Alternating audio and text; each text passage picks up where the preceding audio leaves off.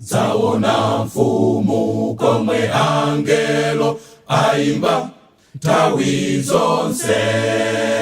Dziko labwino nthawi zosatha zakhala ndi Ambuye.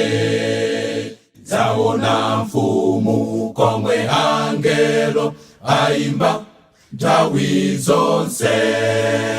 Dziko labwino nthawi zosatha zakhala ndi Ambuye. Mlemelelo wonzaona mfumu nditama Ambuye nthawi zonsezo. Yemwe pantanda anandifera ndidzamuona Mbuye. Mlemelelo wonzaona mfumu nditama Ambuye nthawi zonsezo. Yemwe pantanda anandifera ndidzamuona Mbuye. Zaimba nyimbo ndi angelowo ineku nthawi zonse. Zakhala ndi Ambuye kumwamba kunthawi zamuyaya.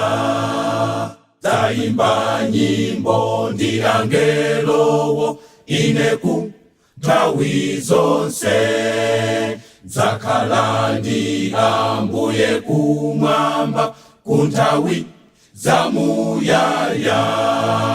Mlemelelo wonzaona mfumu nditama Ambuye nthawi zonsezo.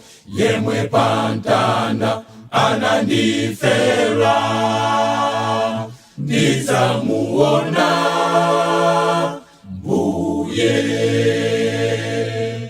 Mlemelelo wonzaona mfumu nditama Ambuye nthawi zonsezo. Yemwe pantanda anandifera ndidzamuona